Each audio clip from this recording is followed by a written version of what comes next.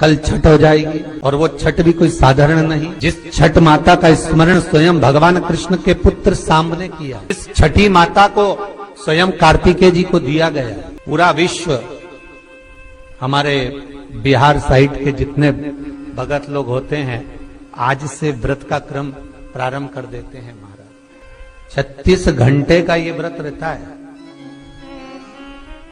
छठ का। स्नान, खाना, दूसरे दिन फिर वही क्रम में पूजन की तैयारी, भूखे रहना, सूर्य को अर्घ देना, उगते को डूबते को, और मां छठी का स्मरण करना।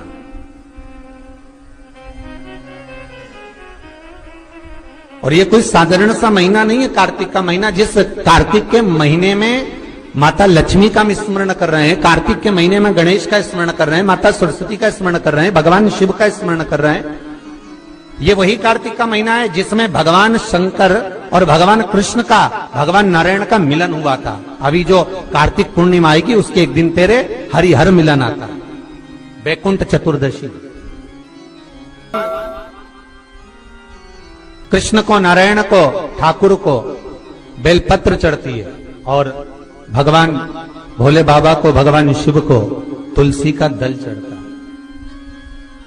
जीएम शॉर्ट चैनल को सब्सक्राइब करें। दोनों का मिलन हुआ था, हरिहर मिलन, वैकुंठ चतुर्दशी। और हमारे शिव महापुराण में इसका बड़ा महत्व है, क्योंकि संपूर्ण समय में, पूरे वर्ष भर में केवल एक दिन ऐसा होता है जिस दिन भगवान शंकर पर तुलसी का दल चढ़ता है। श्री शिवाय नमस्तुभ्यम। और संपूर्ण समय में एक दिन ऐसा होता है जब ठाकुर जी पर बेलपत्र समर्पित होती है। शास्त्र तो कहता है, विष्णु पुराण कहती है, स्कंद पुराण वर्णन करती है कि ठाकुर जी को तो बेलपत्र आप अगर पूजन कर रहे हो तो रोज समर्पित कर भी सकते हो, पर शंकर भगवान को, भोलेनाथ को, मेरे विश्वनाथ को तुलसी का दल साल भर में समर्पित नहीं होता, केवल एक वैकुंठ चतुर्दशी का दिन ऐसा होता है। और उस बेलपत्र की भी बड़ी महत्वता है। और कार्तिक के महीने में अपन जब कथा श्रवण कर रहे हैं, आनंद ले रहे हैं, सुनने के लिए बैठे हैं, और मौका मिला है कार्तिक महत्तम को श्रवण करने का, तो एक एक महत्व को अपन समझ। उत्तर भारत के जो लोग हैं ये पूजन करते हैं दीपावली के बाद में छठ की पूजा, छठी। बिहार साइड में, यूपी साइड में, इधर सबसे ज्यादा पूजन होती है छठ की। कौन सी माता है ये छठ? है कौन सी माता छठ? जितने लोग पूजन कर रहे हैं उनको भी ज्ञात नहीं है कि ये छठ की पूजन होती क्यों है, ये माता है कौन सी। ये छठ माता कोई दूसरी नहीं है, कार्तिकेय जी की धर्म पत्नी देवसेना है जिसकी पूजन होती है छठी के रूप में। उगता सूरज और डूबता सूरज का अर्घ होता है। सबसे पहली छठ पूजन किसने करी थी? भगवान कृष्ण के पुत्र सांब ने करी थी। सांब पुराण कहती है सबसे पहली छठ पूजन, क्योंकि सांब का शरीर बेकार हो गया था। भगवान कृष्ण की शरण में सांब पड़ गया। पिताजी आपने मुझे श्राप दिया है, क्योंकि गलत भाव हो गया था, गलत दृष्टि हो गई। भगवान कृष्ण के पास में जामवंती जी बैठी हुई थी, तो सांब ने आकर कहा, पिताजी मुझसे गलती हो गई, बहुत बड़ी गलती, क्षमा कर दीजिए। भगवान कृष्ण ने कहा, तुम सूर्य की आराधना करो। सूर्य की आराधना करी तो सूर्य कहते हैं तुम इंद्र की पुत्री देवसेना की आराधना करो।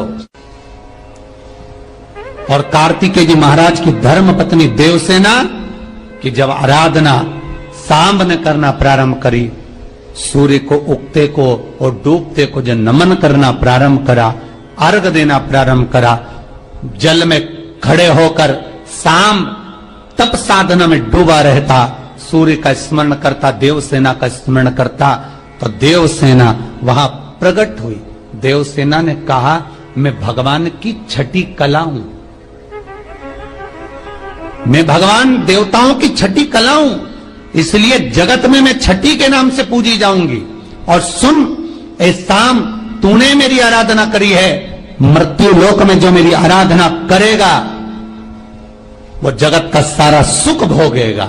और तू भी चिंता मत करना, तू भी सर्व सुख भोगेगा। अब देखिएगा महाराज, शिव महापुराण की कथा कितना सुंदर वर्णन कर रही है कि एक लोटा पानी का फल क्या है। माताओं जरा आप ध्यान दीजिएगा। कई लोग कहते हैं गुरुजी आप पुरुषों को तो कहते ही नहीं हो कि एक लोटा पानी चढ़ाओ, कि पुरुष लोग मंदिर जाएं, कि पुरुष लोग भगवान शंकर का आराधना करें, पूजन करें। मेरा आप सबसे निवेदन है, इस व्यासपीठ से हमने कभी ये नहीं कहा कि माताओं आप जल चढ़ाओ, कि पुरुष आप जल चढ़ाओ। हम तो निवेदन सबके लिए करते हैं कि आप सब मिलकर, गला पकड़ रहा है बाबू, आप सब मिलकर आप शिव की आराधना करिए। आप सब मिलकर भगवान शंकर का आराधना करें। एक लोटा पानी, चाहे पुरुष हो, चाहे स्त्री हो, चाहे बच्चे हो, चाहे युवान हो, चाहे बड़े हो, वो जल शिव को समर्पित करें। शंकर को जल समर्पित करो, शंकर को जल चढ़ाइए। उसका फल क्या है महाराज? शिव जी की कुछ चीजें बड़ी प्रिय है। एक भस्म का त्रिपुंड, एक गले में रुद्राक्ष की, जम के बोलिए, माला। और अगर रुद्राक्ष की माला नहीं भी हो तो एक रुद्राक्ष आपके गले में हो। मस्तक पर त्रिपुंड हो, गले में रुद्राक्ष हो, और मुख पर या तो पंचाक्षर मंत्र नमः शिवाय ओम, या ओम नमः शिवाय, या श्री शिवाय नमस्तुभ्यम। फिर से बोलिए, श्री शिवाय नमस्तुभ्यम, श्री शिवाय नमस्तुभ्यम। पंचाक्षर मंत्र या शिव महापुराण का मूल मंत्र, आप उसका कितनी विशेष महत्वता है इन मंत्रों की, आप लोगों के पत्र में वर्णन किया है आप लोगों ने, बड़ा सुंदर।